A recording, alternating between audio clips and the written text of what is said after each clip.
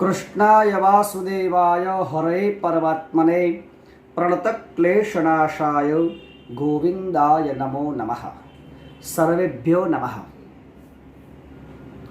उपमा कालिदासस्य भारवेरर्थगौरवं दण्डिनः पदलालित्यं मागे सन्ति त्रयो गुणाः।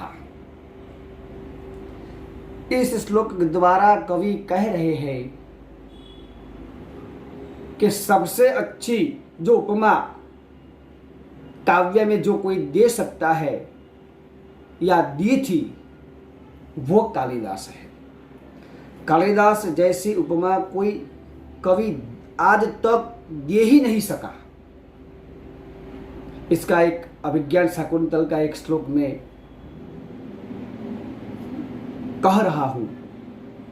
सरसिज मनुवेद्यम शैवलेनापि रम्यं मलिनमपि हिमांशो लक्ष्म्यलक्ष्मीं तनोति इयमधिक मनोगुणां वल्कलैनापि तन्वी किमिव हि मधुराणां मंडनं नाकृतीनां। शकुंतला का यहाँ वर्णन किया गया है। शकुंतला कैसी दिखती थी? किमि वही मधुराणाम मंडनम नाकृतीनाम। वो कण्व ऋषि के आश्रम में वल्कल धारण करके जीवन व्यतीत करती थी तो भी सुंदर दिखती थी। कहने का तात्पर्य कवि का यह है कि अच्छे आकृति वाले लोग फटे कपड़े पहनते हैं तो भी अच्छे दिखते हैं। किमि वही मधुराणम मंडनम नाकृतीनाम। हीरा माणिक मोती की जरूरत नहीं रहती। बहुत बढ़िया उपमा दी है। भारवे अर्थ गौरव। भारवी जो भी काव्य बनाया है वो अर्ध गौरवशाली है। उनका एक दृष्टांत दे देता हूं। चेतो न लंका मयते मदीयम। इस श्लोक द्वारा कवि बहुत अर्ध गौरव वाणी कह रहे हैं। दमयंती कह रही है नल के प्रति कि चेतः नलम कामयति। जो मेरे जीवन में जो नल नहीं मिलेगा हम नल की कामना करते हैं, पर जो नहीं मिलेगा तो लंकाम न कामयति। चेतः अनलम कामयति। अनलम नाम अग्नि।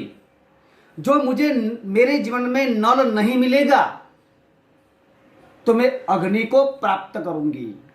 अनलम कामयति लंकाम न कामयति। लंका में बहुत सोना है मगर वो मुझे मेरी कामना नहीं है। लंका मिले या न मिले उससे मेरी परवाह नहीं है। पर अनलम काम नलम काम चेतः नलम कामयते लंकाम न कामयते अनलम कामयते। अर्थ गौरव वाणी भारवे अर्थ गौरवम।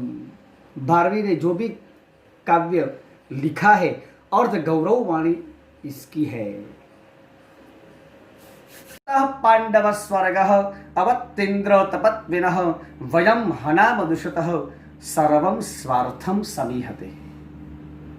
अस्मिन् जगति स्वार्थं विहाय मंदोपि न प्रवर्तते।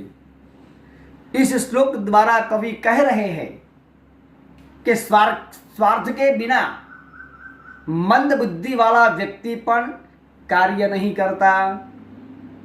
पहला सोचता है कि यहां मुझे कौन सा फायदा होगा।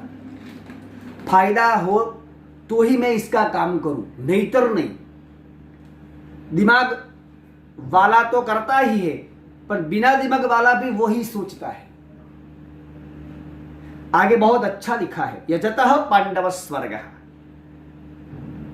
जब भगवान कृष्ण को दो जगह पर एक ही टाइम पर जाने का आमंत्रण आया तो वो भगवान श्री कृष्ण परम मित्र उद्धव जी को पूछते हैं कि हे उद्धव, एक आमंत्रण आया है, राजस्व यज्ञ के अंदर